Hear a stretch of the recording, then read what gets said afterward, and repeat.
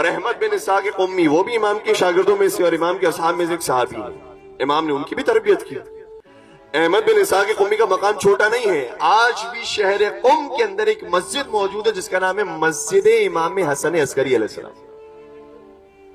اور وہ مسجد تعمیر کروائی ہے کس نے؟ احمد بن اسحاق قمی نے 11ویں امام سے جو پیسے ملے تھے ان پیسوں سے تعمیر کروائی۔ یہ کوئی معمولی مسجد نہیں ہے، ہمارے یہاں تو ہر مسجد کا نام رکھ دیا تھا، اور نام بہرحال ائمہ کی منسوب ہونا چاہیے اور امام سے نسبت ہونی چاہیے اماموں مسجدوں کی، مسجد امام علی، مسجد امام حسین، ٹھیک ہے، اچھی بات ہے، لیکن وہ مسجد ایسی ہے جو صرف نام منسوب نہیں ہے، امام کا مال بھی اس مسجد کے اندر لگا۔ وہ مسجد بنائی ہے احمد بن اسحاق قمی نے، وکیل ہے امام کی طرف سے قم کے اندر۔ کہتے ہیں ایک مرتبہ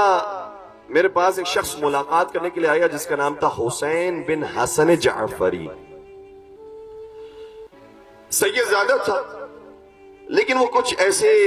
گناہ کبیرہ کے اندر ملوث تھا کہ میرا دل نہیں چاہا کہ میں اس کے لیے دروازہ کھولوں۔ مجھ سے ملاقات کرنے کے لیے آیا، میں نے کہا کہ اس کو یہیں سے ہی فارغ کر دو اور مجھ سے ملاقات کے لیے کہو کہ وقت نہیں ہے، کیونکہ وہ کچھ گناہ کبیرہ کرتا تھا، اب مناسب نہیں کہ ان گناہ کبیرہ کے نام لیے جائیں۔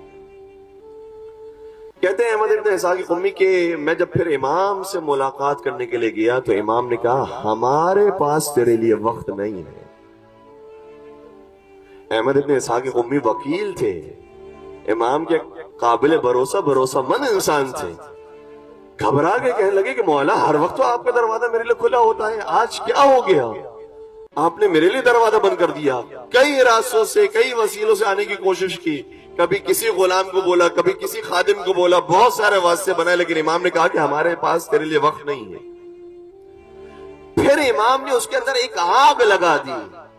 کہ امام سے ملاقات کرنی ہے، یہ محبت کی جو حرارت اس کے اندر اور شدت اختیار کر گئی۔ اس کے بعد اس سے بہت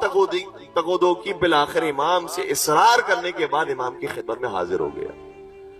جب امام کی خدمت میں حاضر ہوا تو امام نے مسکرا کر فرمایا وہ وقت یاد ہے جب ہمارا ایک چاہنے والا تیرے دروازے پر آیا تھا اور تو نے اس کے لیے دروازہ بند کر دیا تھا؟ کہا کہ وہ تو گناہ کبیرہ کرنے والا تھا، میں نے اس لیے اس کے لیے دروازہ بند کیا تھا کہ اگر وہ گناہ بھی کرتا ہے تو گناہ کا تعلق اس کا اور خدا کا ہے، تھا تو ہمارا چاہنے والا، اس لیے یہ گناہ کا بہانہ بنا کر کسی کے دروازہ بند نہ کرے، ورنہ کون ایسا ہے کہ جو گناہ نہیں کرتا؟ کون ایسا ہے کہ جس کے گناہوں کا اگر ٹٹولا جائے تو گناہ کار نہ ہو؟ اس لیے گناہ کا بہانہ بنا کر خبردار ہمارے کسی چاہنے والے کے لیے دروازہ بند نہ کرنا۔ اور پھر احمد بن اسحاق قمی سے جب ملاقات ہو گئی، پیار محبت سے بات ہوئی، احمد بن اسحاق قمی کہتے ہیں جب میں دوبارہ سے قم گیا ہوں